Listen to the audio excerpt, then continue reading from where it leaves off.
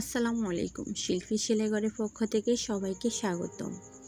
আমি একটি নতুন মেশিন কিনেছি, সবাই তো দেখেছেন। কিন্তু নতুন মেশিনে সেলাই কেমন সেটা কাউকে এখনো বলি নাই।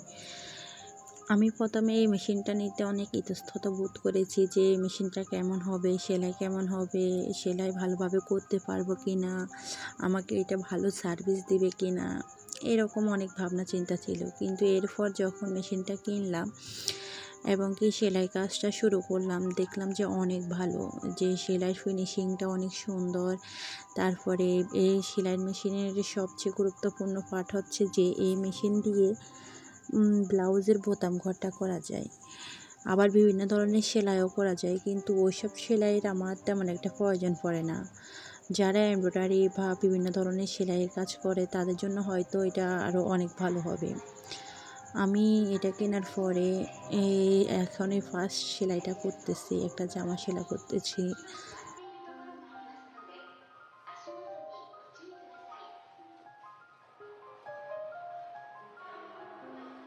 হয়তো প্রথমে একটু চালাতে কষ্ট হবে, কিন্তু পরবর্তীতে আস্তে আস্তে ঠিক হয়ে যাবে। প্রথমে সেলাইতে সুতা ছিঁড়ে যায়, হয়তো চাপতে একটু কষ্ট হয়, পরবর্তীতে সব ঠিক হয়ে যাবে। তো আজ এই পর্যন্তই। আল্লাহ হাফেজ, সবাই ভালো থাকেন।